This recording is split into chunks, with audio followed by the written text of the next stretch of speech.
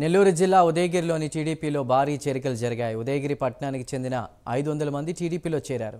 వీరందరికీ TDP MP అభ్యర్థి Vemireddy Prabhakar Reddy, MLA అభ్యర్థి కాకర్ల సురేష్ కండువా కప్పి పార్టీలోకి ఆహ్వానించారు.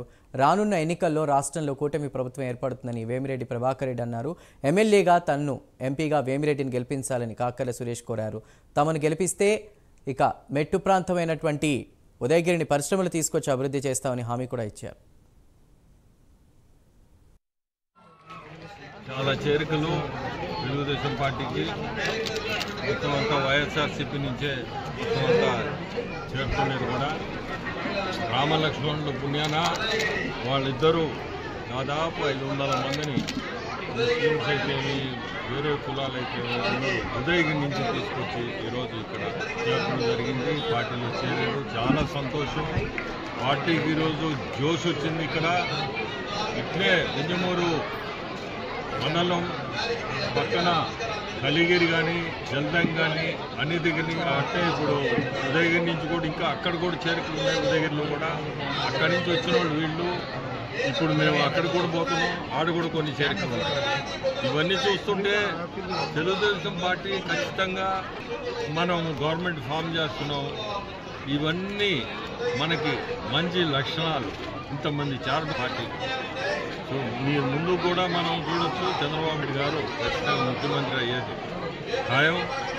ఈ పరిస్థితుల్లో సురేష్ గెలవడం ఖచ్చితం సైకిల్ గుర్తు మీద.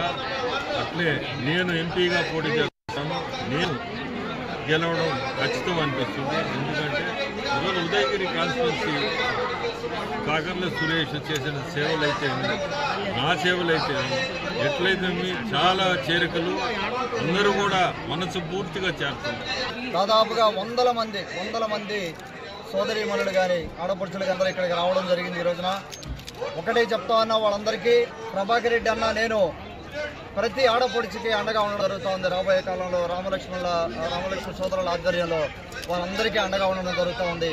అలాగే ఈ రోజున తెలుగుదేశం పార్టీ చంద్రబాబు గారు ముఖ్యమంత్రి అవడం అనేది జరగబోయే సత్యం. అది ఈ రోజున ఎంతో ఉత్సాహంగా ఈ రోజున మనకు అన్ని మండలాల నుంచి జల్దంకి అవ్వచ్చు, కలిగిరి అవ్వచ్చు, ఉదయగిరి అవ్వచ్చు, ఆ మండలాల నుంచి ఇక్కడ జాయిన్ అవ్వడం జరిగింది.